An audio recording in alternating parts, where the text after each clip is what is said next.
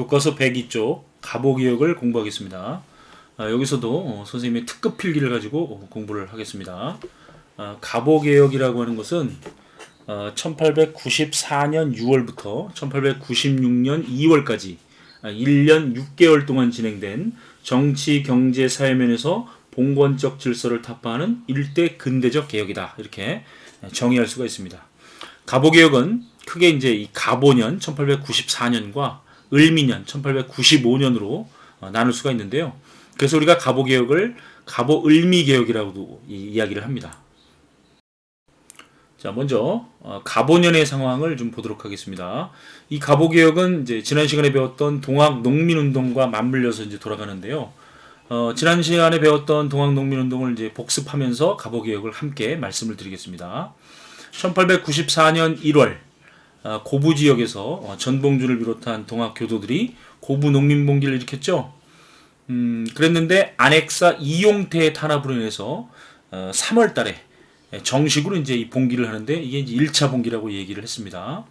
이 1차 봉기 때 전라도 일대를 동학농민군이 이제 접수를 하면서 황토현 전투와 장성 황룡촌 전투에서 전라 감영군과 그다음에 조선의 경군을 상대로 승리를 거두죠. 그리고 4월 27일 날 전주성을 이제 점령을 하게 되는데 조선 정부는 이제 동학농민군을 이제 진압하기 위해서 요 청에게 도움을 요청했다 그랬죠. 그래서 1894년 5월 5일 날 3,000명의 청나라 군대가 아산만을 통해서 조선으로 들어오는데 그 다음 날 부르지도 않았는데 일본 군대가 인천항을 통해서 9,000명이 들어옵니다. 일본이 이제 군대를 보낼 수 있었던 근거가 되는 조약은 10년 전에 텐진 조약이었죠. 그래서 조선 정부와 동학농민군은 이 외국 군대 간섭 없이 이 문제를 해결하기 위해서 5월 8일 날 이제 전주에서 화약을 맺습니다. 이 전주 화약의 내용은 동학농민군의 패정개혁 12개조를 조선 정부가 들어주겠다라고 하는 내용이었죠. 그래서 동학농민군은 전라도 일대의 53개 마을에 집강소를 설치해서 이제 패정개혁 활동을 하게 되는데 문제는 이제 청일 군대가 있을 필요가 없어졌죠. 그래서 고종과 명성황 후 바로 조선 정부는 청나라 군대에게 철수를 하세요. 오케이. 일본 군대에게 철수를 하라 그랬더니 일본군은 조선에서 동학농민운동과 같은 봉기가 다시는 일어나지 않기 위해서는 조선 정부는 개혁이 필요하다. 이에 이제 조선 정부가 우리 교정청이라고 하는 관청을 설치해서 자주적으로 개혁을 할 거니까 신경 쓰지 말고 철수하라. 그랬더니 이제 일본이 할 말이 없으니까 경복궁을 점령하죠. 그래서 이제 고종과 명성황후를 감금시키고, 그리고 이제 이 흥선대원군을 이제 섭정으로 내세워서 제 1차 김홍집 내각을 구성해서 이 개혁을 강요하는데 이게 바로 이제 제 1차 가보개혁이 되겠습니다. 그리고 선전포고 없이 풍도 앞바다에 정박해 있던 청나라 함대를 기습 공격하면서 이제 청일 전쟁을 이제 일으켰죠. 이 1차 가보개혁 때는 이 교정청을 이제 폐지를 합니다. 그리고 군국기무처라고 하는 개혁기구를 이제 설치를 합니다. 이 군국기무처는 1차 가보개혁 때만 있었다라고 꼭 알아두시기 바랍니다. 자, 이 위에 1차 가보개혁의 핵심 내용을 선생님이 중요 내용을 중심으로 정리를 했죠. 자, 정치면의 개혁을 보겠습니다. 청의 연호를 폐지하고 개국기원 또는 이제 개국기년을 사용한다. 이 청의 연호를 폐지하는 것은 이제 조선이 이제 이 자주 독립 국가임을 내세우는 거고, 이성계가 이제 조선을 건국한 1392년이 개국 1년이죠. 그랬을 때 요 가보년은 바로 조선 개국 503년이죠. 1895년 을미년은 조선 개국 504년이 되는 거죠. 그래서 이 개국 기원을 사용했다. 자, 그리고 이제 왕실사무와 정부사무를 분리하기 위해서 왕실사무는 이제 국내부라고 하는 관청을 설치해서 여기에 맡아보도록 하고, 정부의 사무는 이제 기존에 의정부에서 이제 맡아보도록 하면서 바로 이제 이 공과 사를 이제 구분을 했던 거죠. 지금 보시는 이 사진은 이제 국립중앙박물관의 대한제국 특별전을 할 때 선생님이 찍은 직직사인데요. 여기 이제 국내부라고 써 있죠. 바로 왕실 사무를 담당했던 그 국내부의 현판이 되겠습니다. 자, 그리고 이제 이 과거제도를 폐지하고 경무청이라고 하는 경찰제도를 도입하고, 의정부 아래 6조가 있었는데 6조를 이제 8아문으로 바꿉니다. 자, 경제 분야의 개혁을 보겠습니다. 자, 재정에 일어나죠. 이 제정에 일어나는 갑신정변 때 그 14개조 개혁 정강에도 제정에 일어나가 있었죠. 호조로 일어나해라. 근데 이제 6조가 아문으로 바뀌었으니까 탁지아문으로 제정을 일어나 한다. 자, 그리고 이제 은본위의 화폐제를 도입하고 조세의 급납화를 하고 자, 도량형을 통일했다. 이게 이제 경제 분야의 개혁이 되겠고, 사회 분야의 개혁은 바로 신분제를 철폐한 거죠. 2200년 동안 내려왔던 이 우리나라의 신분제도를 법적으로 이제 철폐한 것이 바로 이 갑오개혁의 내용이 되겠다. 그 밖에 이제 공사노비법을 폐지하고 자기가 잘못했을 때 가족까지 처벌받는 연좌제 또는 연자법을 폐지하고 또 조혼을 금지하고 과부의 재가를 허용하는 그런 이제 사회면의 일대 근대적인 개혁이 바로 이제 1차 갑오개혁의 내용이다. 이렇게 말씀을 드릴 수 있죠. 자, 다시 1894년의 상황을 보시면 지금 이제 동학농민군은 집강소라고 하는 자치기구를 설치해서 패정개혁 활동을 하고 있는데 이 동학농민군에게 일본이 경복궁을 점령했다라고 하는 소식이 들려오죠. 그래서 일본군을 몰아내기 위해서 동학농민군은 9월 달에 재차 봉기를 하게 되는데 이때 이제 전봉준이 이끄는 남접과 최시영이 이끄는 북접 부대가 연합부대를 형성한다고 그랬죠. 그래서 공주 우금치에서 조선의 관군과 일본군과 전투를 벌였는데 여기에 이제 10만 명 가까이 되는 이 동학농민군이 일본군의 우수한 화력과 전략에 결국은 이제 무릎을 꿇고 우금치 전투에서 이제 패배하면서 일본군의 입장에서는 이제 동학농민운동을 이제 진압을 합니다. 그리고 이 청일전쟁에서도 이제 일본군이 이제 승기를 잡게 되는 거죠. 그러자 이 1차 갑오개혁을 잘하고 있나 못하고 있나 일본이 이제 봤더니 너무나 잘하는 겁니다. 이 군국기무처라고 하는 개혁기구에서 206건의 개혁안을 막 통과시키면서 일본이 원하는 반대 방향으로 너무나 개혁을 잘하니까 안 되겠다. 이 개혁에 일본이 깊숙이 개입을 해야 되겠다라고 이제 맘먹으면서 바로 갑신정변 직후에 일본에 망명가 있던 바로 박영효를 이제 불러들입니다. 사실은 이제 이 박영효만 갑신정변 직후에 망명간 게 아니라 김옥균도 갔었죠. 김옥균을 부르면 좋겠지만 김옥균은 이미 세상을 떠났습니다. 바로 그 갑신정변 때 김옥균이 많은 민씨 고관들을 살해했죠. 이것이 바로 이제 이 명성황후가 볼 때 굉장히 이 김옥균이라고 하는 그 사람을 죽이고 싶었겠죠. 그래서 홍종우라고 하는 자객을 보내서 김옥균을 상하이로 유인을 해서 동화양행이라고 하는 곳에서 이제 죽이고 그 시신을 이제 이 조선에 가져와서 이제 효수를 했습니다. 그래서 김옥균은 이제 죽었습니다.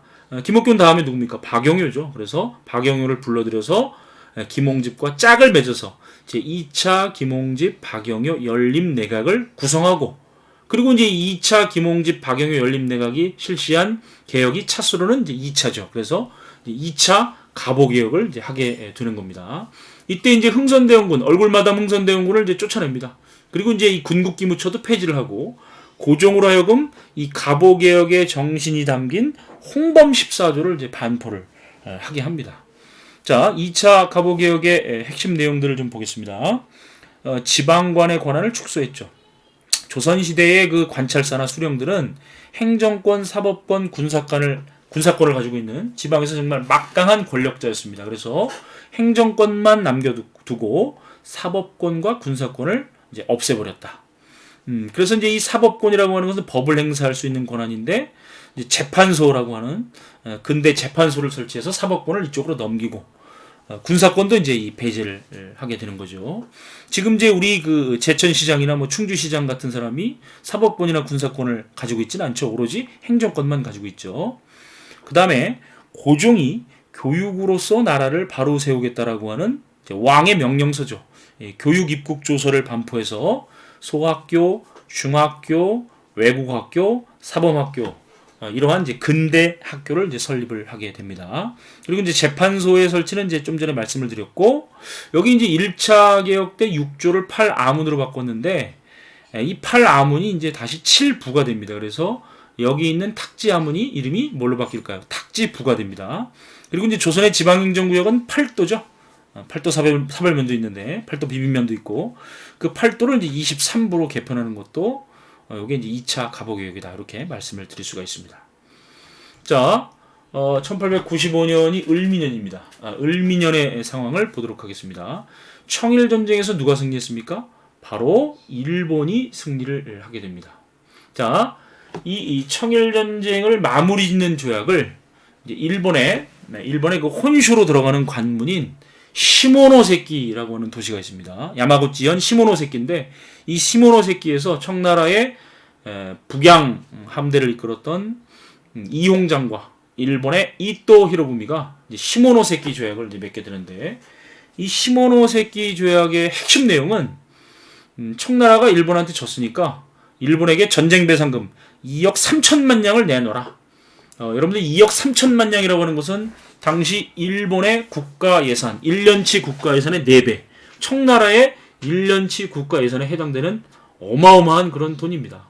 그래서 일본은 청나라한테 배상금을 뜯어내고 청나라의 영토를 할양받는데 바로 랴오tung 반도와 타이완을 이제 할양받게 되는 것이 이제 시모노세키 조약이다. 이렇게 말씀을 드릴 수가 있죠. 자, 직직사를 잠깐 볼까요? 지금 보시는 이 사진은 바로 지금 일본의 야마구치현 시모노세키 앞바다입니다. 여기 지금 다리가 놓여져 있는데 바로 이제 일본 본토로 들어가는 관문이죠. 그래서 이 다리 이름이 관문교입니다. 일본 말로는 이제 관문교, 이렇게 관문교라고 되어 있죠. 이 시모노세키 앞바다가 이제 이렇게 펼쳐져 있죠.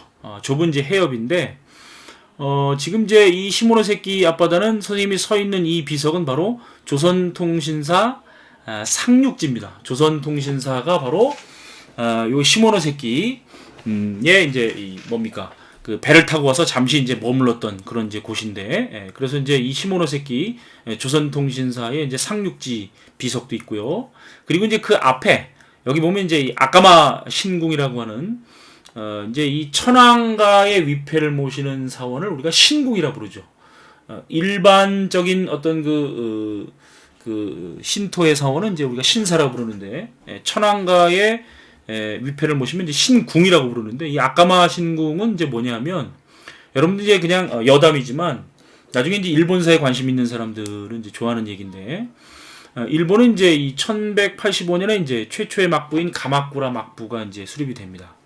그 헤이안 시대 말기에 그 미나모토노 요리토모 무사단과 다이라노 기요모리 무사단이 서로 이제 권력 쟁탈전을 이제 벌이다가 결국 이제 이 미나모토노 무사단이 다이라시 무사단을 격파하고 1185년 이제 가마쿠라 막부라고 하는 일본 최초의 무사 정권을 수립하는데 이 미나모토시 무사단과 다이라시 무사단의 최후의 전투가 있었던 곳이 바로 지금 보시는 이 시모노세키 앞바다, 바로 이제 이 단노우라라고 하는 그런 이제 지명을 가지고 있었는데 단노우라 전투에서 미나모토시가 다이라시를 격파하고 이제 가마쿠라 막부를 세우는데, 그래서 이제 그 앞에 이 아까마 신국이 이제 나중에 만들어지는데 당시 이제 다이라시 무사단이 패배를 하면서 다이라시 쪽에 다이라시 일족이었던 그 천황의 할머니가 아주 어린 그 안덕 천황입니다. 일본말로 안토쿠 천황인데 그 어린 안토쿠 천황을 안고 천황가에서 내려오는 삼종신기를 품은 채 이 시모노세키 앞바다에 이제 풍덩 빠져서 자결을 합니다. 그래서 바로 그 안토쿠 그 천황의 위패를 모시는 곳이 바로 이제 이 아까마 신궁인데 여기에 이제 그 바로 평가 일문지 묘라고 해서 그 다이라시 무사들의 이제 무덤이 이렇게 조성이 돼 있고 그 안덕 천황의 뭡니까 그 신상도 이렇게 이제 조각이 돼 있고 여기에는 이제 그 1711년 조선통신사 부사로 갔었던 임수관의 이제 글씨가 지금 이렇게 남아 있는데 이걸 이제 이 신궁의 공사가 이제 잘 보관하고 있는 그런 이제 모습이죠. 사실은 이제 이 얘기를 하려고 이 사진을 보여준 건데 바로 그 옆에 아까마 신궁 바로 옆에 시모노세키 조약이 맺어진 장소가 있습니다. 일청 강화 기념관이죠. 바로 선생님 서 있는 저 뒷부분이 바로 시모노세키 조약의 이 조인 장소인데 이 장소가 이제 복원되어 있습니다. 바로 옛날 사진을 보면 이렇게 되어 있죠. 그래서 지금 보시는 이 왼쪽에 있는 이토 히로부미와 그다음에 청나라의 이제 이홍장이 여기서 이제 시모노세키 조약을 맺고 이 시모노세키 조약의 내용을 지금 우리가 한자로 지금 보고 있는 거죠. 자, 이제 돌아와서 시모노세키 조약에서 이제 이 일본이 청나라로부터 랴오뚱반도와 타이완을 이제 할양받게 됐는데 일본이 랴오뚱반도를 차지하는 것에 대해서 가장 반대했던 나라가 누굽니까? 바로 남하 정책을 추진하고 있었던 러시아죠. 이 러시아가 다른 두 나라 프랑스와 독일을 끌어들여서 일본에 압력을 넣습니다. 이게 바로 삼국 간섭이죠. 그래서 이제 일본은 이러한 이제 러프독 삼국 간섭의 삼국의 그 압력에 결국은 이제 굴복해서 랴오뚱반도를 청나라에 다시 돌려줍니다. 자, 당시 우리 고종의 마누라였던 명성황후가 볼 적에 이 청나라를 이긴 일본도 대단한데 일본을 말 한마디로 굴복시킨 요동반도, 랴오뚱반도를 포기하게 만든 러시아는 어떤 나라라고 생각하겠습니까? 일본보다 더 대단한 나라라고 생각을 하겠죠. 그래서 명성황후는 이제 친러 정책, 러시아에 기대어 이제 정권을 유지하려는 그런 모습을 이제 보이게 되는데, 그래서 이 3차 김홍집 내각은 이제 친러 내각입니다. 특별히 한 건 없고 이 내각이 이제 구성이 된 거죠. 그런데 일본 입장에서 한번 생각해 보세요. 일본 입장에서는 이제 청나라를 이제 물리쳤고, 그래서 이제 조선을 이제 거의 다 먹어가고 있는데 갑자기 러시아라고 하는 세력이 다시 나타났죠.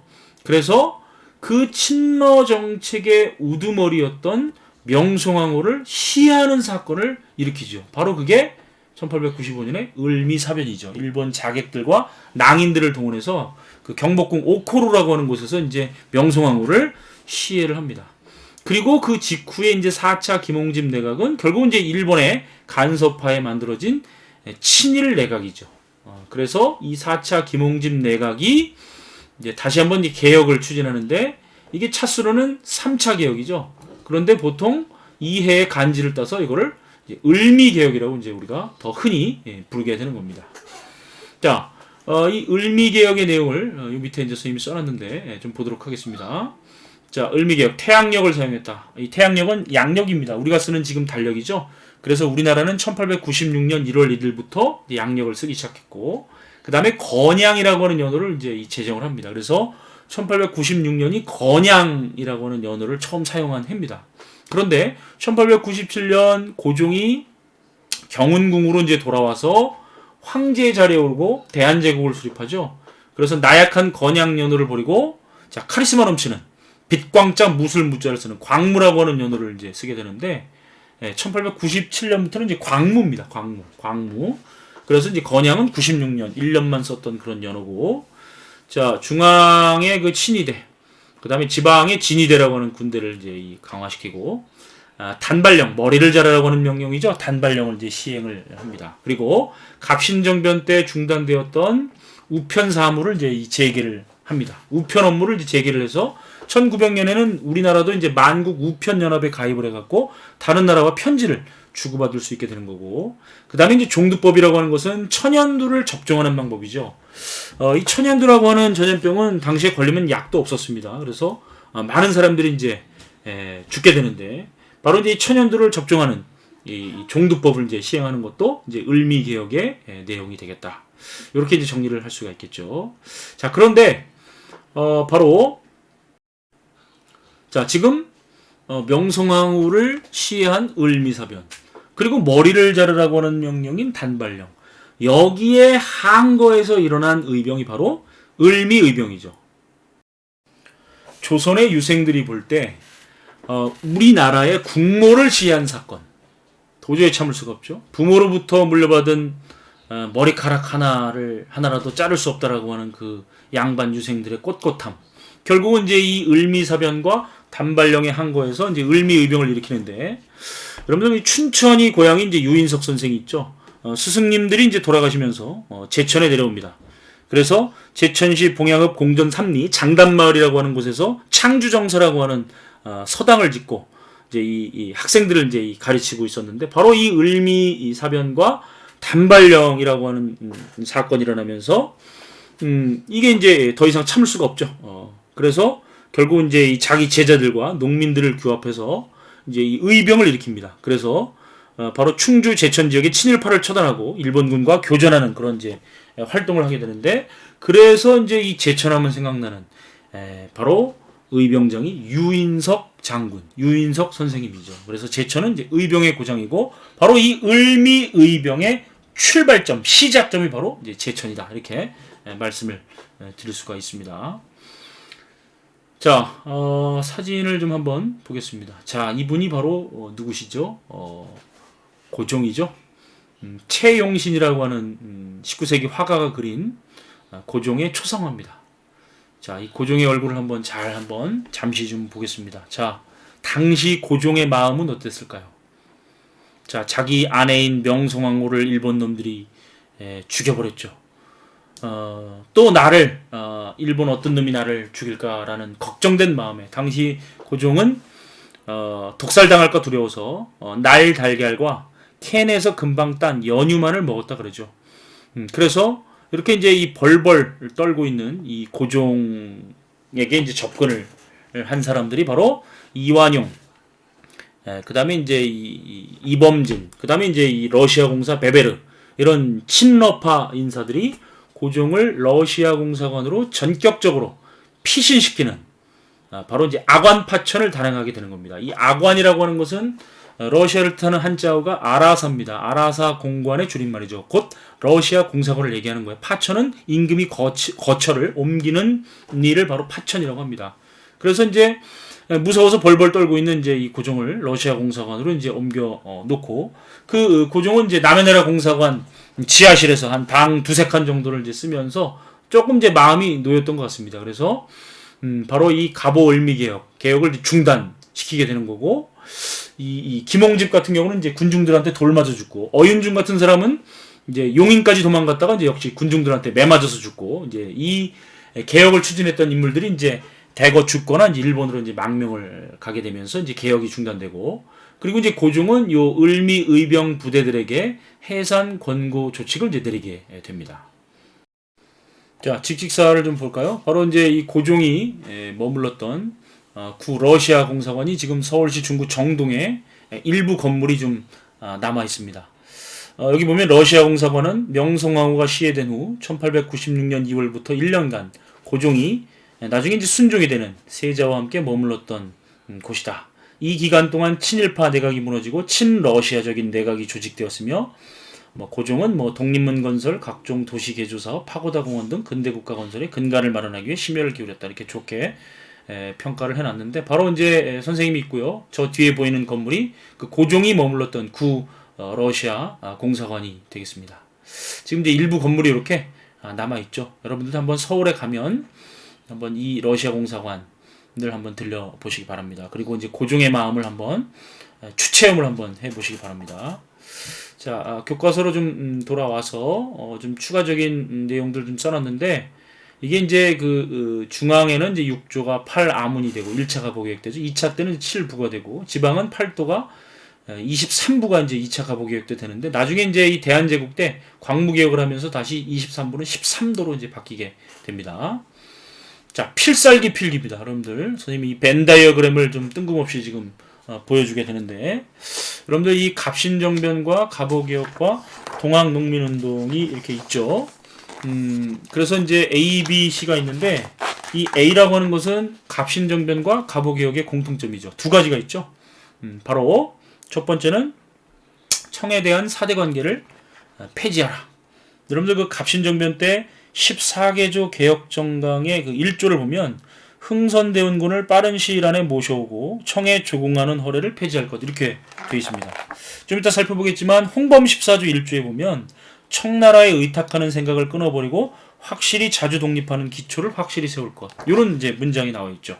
자, 그랬을 때 이제 이 공통점은 첫째, 청에 대한 사대관계를 폐지하라. 자, 갑신정변의 14개조 개혁정강과 갑오을미개혁의 이 홍범 14조 14개로 똑같죠. 1조 청에 대한 사대관계 폐지 똑같죠. 나머지도 보면 똑같은 내용들이 많은데, 바로 박영효라고 하는 인물이 이 두 문서를 작성을 했기 때문에 그렇습니다. 자, 두 번째는 재정의 일원화가 되겠습니다. 이 재정의 일원화, 바로 그 갑신정변 때는 호조로 재정을 일어나해라. 그래서 이제 호조 참판 김옥균이 되는데 이 가보개혁에서는 바로 탁지아문이죠. 6조가 8아문으로 바뀌었으니까 탁지아문으로 재정을 일어나해라. 그래서 재정의 일어나도 갑신정변과 가보개혁의 공통적인 면이다 이렇게 정리를 하겠고, 자 갑신정변, 가보개혁, 동학, 농민운동의 이 세 운동의 공통점 바로 신분제 철폐가 되겠죠. 자 갑신정변에서는 인민평등권을 확립해라. 동학농민운동에서는 토지문서를 소각하라. 자 그것이 이제 이 가보개혁의 실제로 이제 법적으로 신분제 철폐가 반영이 됐던 거죠. 자 C를 보겠습니다. C. 자 이 동학농민운동에서만 나왔던 주장, 바로 농민들이 일으킨 혁명이다 보니까 농민들이 가장 원하는 게 뭡니까? 토지를 갖고 싶어 하는 거죠. 그래서 토지제도 개혁을 주장했다라고 하는 것은 바로 동학농민운동에서만 나왔다. 우리 갑신정변에서도 배웠죠. 농민들의 어떤 토지개혁 요구를 외면했다. 그래서 민중의 지지를 받지 못했다. 이런 내용들 지난번에 한번 공부를 했습니다. 자, 이 필기 요거를 꼭 기억해 두셔야지 여러분들 문제를 잘 풀 수가 있습니다. 자, 교과서 중요한 내용을 좀 표시를 하도록 하겠습니다. 자, 여기 우리 교과서 102쪽에 군국기무처 네모치고 교정청은 폐지했다. 1차 가보개혁을 얘기하는 거죠. 자, 여기 이제 쭉 치시고, 자, 청일전쟁에서 승기를 잡자 조선의 대정에 적극 간섭하기 위해서 군국기무처 폐지되고, 이제 이 2차 김홍집, 박영효 연립내각 수립해서 2차 가보개혁 말씀드렸고요.